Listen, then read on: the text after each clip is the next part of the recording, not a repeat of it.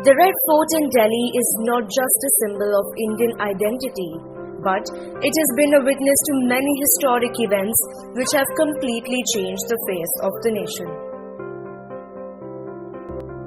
Red Fort is not just a building, but it is a marvelous piece of architecture. Thanks to its architecture, it was declared a UNESCO World Heritage Site in 2007.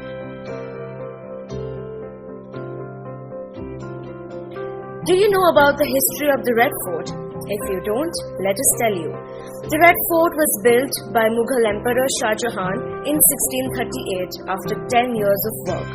During the Mughal reign, their capital was Agra, but Shah Jahan decided to name Delhi as his capital and built the Red Fort there. Initially, some parts of the fort were white, but as the shine of the fort began to fade away, the British painted it red during their rule.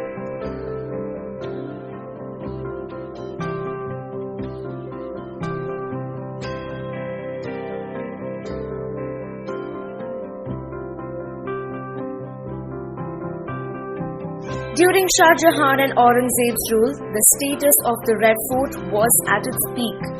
But as the Mughals lost their control, the popularity of the Red Fort also decreased.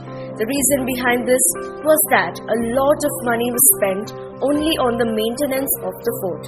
In the year 1739, Nadir Shah defeated the Mughals and captured the Red Fort, and the Mughal kings continued to live in the Red Fort. After being under the Mughal control for over 200 years, the Red Fort also witnessed the British rule.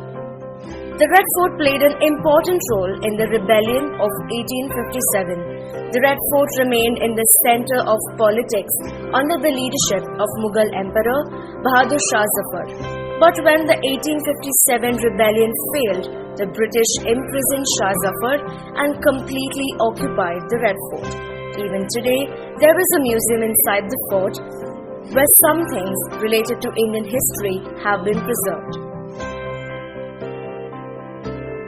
After India became an independent nation, the British flag was removed from the Red Fort and the tricolour was hoisted, and this again was seen as establishing the Red Fort as the centre of power. The country's first Prime Minister, Pandit Jawaharlal Nehru, hoisted the national flag from the Red Fort. Ever since, on every Independence Day, the Prime Minister hoists the tricolour at the Red Fort and then addresses the nation.